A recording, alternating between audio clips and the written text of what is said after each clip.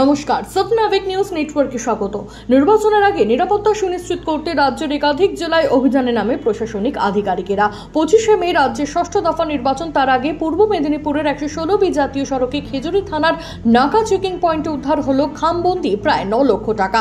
গোপন সূত্রে খবর পেয়ে কলকাতাগামী একটি বাসে তল্লাশি চালাতে ইন্দ্রজিৎ দাস নামে এক ব্যক্তির ব্যাগ থেকে 74টি খামে 20টি করে 500 টাকার নোট অর্থাৎ 10,000 করে প্রতি খামে ও একটি খামে 10টি 500 টাকার নোট অর্থাৎ 5,000 টাকা উদ্ধার করেন পুলিশ আধিকারিকেরা। যুবকের পাশে গাড়ির মধ্যে থাকা অপর একটি ব্যাগ থেকে উদ্ধার করে একইভাবে খামবন্দি 1,54,000 টাকা ও বিজেপির দলীয় পতাকা, ব্যাজ ও ছাতা। কিন্তু এই ব্যাগটি তার নয় বলে দাবি করেন যুবক। নির্বাচনের প্রাক মুহূর্তে খামবন্দি টাকা কোনো রাজনৈতিক দলের প্রচারে ব্যবহার করার পরিকল্পনা ছিল কিনা তা খতিয়ে দেখছে পুলিশ। ফের গঙ্গায় স্নান করতে নেমে নিখোঁজের ঘটনা। এবারের ঘটনাস্থল জগদ্দল গঙ্গার ঘাট।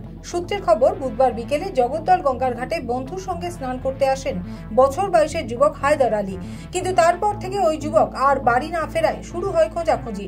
যুবকের পরিবারের দাবি, বিজয় রাজভর নামে তার এক বন্ধুর সাথে গঙ্গা স্নান করতে গিয়েছিলেন নিখোঁজ যুবক হায়দার আলী। খবর পেয়ে ঘটনাস্থলে উপস্থিত হন স্থানীয় কাউন্সিলর মনোজ পান্ডে। নিখোঁজের পরিবারের তরফ থেকে জগদ্দল থানায় লিখিত অভিযোগ দায়ের করা হয়েছে। অভিযোগের ভিত্তিতে গঙ্গার ঘাটে লাগানো সিসি ক্যামেরার ফুটেজ খতিয়ে দেখে নিখোঁজ যুবকের খোঁজে তল্লাশি চালাচ্ছে জগদ্দল থানার পুলিশ। ঘটনা ঘিরে তীব্র চাঞ্চল্য ছড়িয়েছে স্থানীয় বাসিন্দাদের মধ্যে। কাঁথি লোকসভা কেন্দ্রের তৃণমূল কংগ্রেস মনোনীত প্রার্থী উত্তম বারিকের সমর্থনে পটাশপুরে নির্বাচনী প্রচার করলেন প্রাক্তন ভারতীয় ক্রিকেটার তথা বহরমপুরের তৃণমূল প্রার্থী ইউসুফ পাঠান। সূত্রের খবর, এদিন কাঁথি লোকসভা কেন্দ্রের অন্তর্গত আরগোয়ালের জবদা রাসমেলার ময়দানে প্রথমে প্রাক্তন ক্রিকেটারের হেলিকপ্টার নামে, আর তারপর পটাশপুর 2 নম্বর ব্লকের আরগোয়াল গ্রাম পঞ্চায়েতে উত্তম বারিকের সমর্থনে প্রচার কর্মসূচি সারেন ইউসুফ। শুভেন্দুগড়ে প্রাক্তন ভারতীয় ক্রিকেটারকে দেখতে উৎসাহী জনতার ভিড় ছিল চোখে পড়ার মতো। আজকে সেই 109 নম্বর ওয়ার্ডেই ভগৎ সিং নগর কলোনিতে রাত 2টোর সময় তৃণমূলী মস্তান, তারা সবাই এলাকার লোক না, বাইরের লোক কিছু আছে, তারা বাড়ি বাড়ি যায় এবং গিয়ে সিপিআইএমের দেওয়াল কেন লেখা হয়েছে, সিপিআইএমের হয়ে বুথে বসা যাবে না, সিপিআইএম করলে আগুন জ্বালিয়ে দেবো ঘরে, কপালে বন্দুক ঠেকানো, বন্দুক নিয়ে ওপেনলি থ্রেট করা এবং মহিলাদের অ্যাসল্ট করা, সমস্ত কিছু করে হুমকি দিয়ে আসে। আমি রাত্রিবেলা খবর পেয়ে এসেছিলাম। পঞ্চশায়র থানায় পুলিশ প্রশাসনকে ব্যবস্থা নিতে বলেছি, এফআইআর হয়েছে। আগামী 1 জুন বারাসাত আসনে ভোট গ্রহণ। তার আগে এদিন হাবড়া পৌরসভার 23 নম্বর ওয়ার্ডে বারাসাত লোকসভা কেন্দ্রের বিজেপি প্রার্থী স্বপন মজুমদারের নির্বাচনী প্রচার চলাকালীন এক বিজেপি কর্মীকে মারধর করে তাকে প্রাণে মারার হুমকি দেওয়ার অভিযোগ উঠল 23 নম্বর ওয়ার্ডের তৃণমূল কাউন্সিলর সহ তার অনুগামীদের বিরুদ্ধে। অন্যদিকে এদিন বিকেলে আহত কর্মীকে দেখতে হাবড়া রাজ্য সাধারণ হাসপাতালে যান বিজেপি প্রার্থী স্বপন মজুমদার। হাসপাতাল থেকে বেরিয়ে সাংবাদিকদের মুখোমুখি হয়ে একেবারে সরাসরি অভিযুক্তদের হুঁশিয়ারিও দিলেন বিজেপি প্রার্থী। আর যদি তারা না শুধরোয় তাহলে অভিযুক্তদের পাল্টা দাওয়াই দেওয়ারও নিদান দিলেন প্রার্থী। যদিও এ বিষয়ে অভিযুক্ত তৃণমূল কাউন্সিলরের তরফে কোনো সদুত্তর মেলেনি। অষ্টদশ লোকসভা নির্বাচনে রাজ্যের সবচাইতে নজর কাড়া কেন্দ্র হলো বসিরহাট লোকসভা কেন্দ্রের সন্দেশখালী। কখনো পদ্ম শিবিরের তো কখনো ঘাসফুল শিবিরের তরফে একাধিক ভাইরাল হওয়া ভিডিও নিয়ে তোলপাড় রাজ্য রাজনীতি।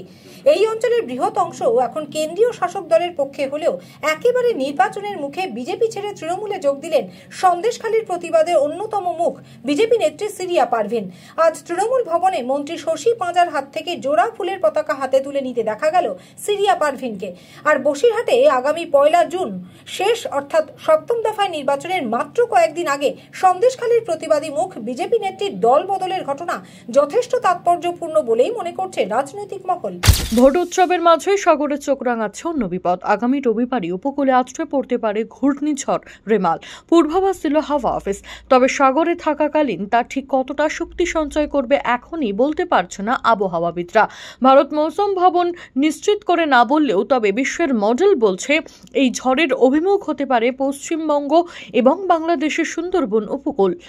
দক্ষিণ পশ্চিম ও পশ্চিম মধ্য বঙ্গোপসাগরে ঘূর্ণাবর্ত নিম্নচাপে পরিণত হয়েছে, যা ক্রমশ উত্তর পূর্ব দিকে এগিয়ে মধ্য বঙ্গোপসাগরে আরও ঘনীভূত হয়ে গভীর নিম্নচাপে পরিণত হবে।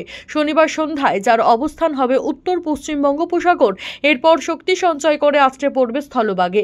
এই ঝড়ের প্রভাব দেখতে পাওয়া যাবে 24শে মে থেকে।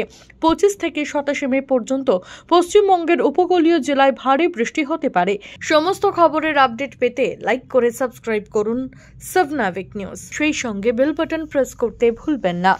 আপনাদের একটা সাবস্ক্রিপশন আমাদের জন্য অত্যন্ত মূল্যবান। জয় হিন্দ।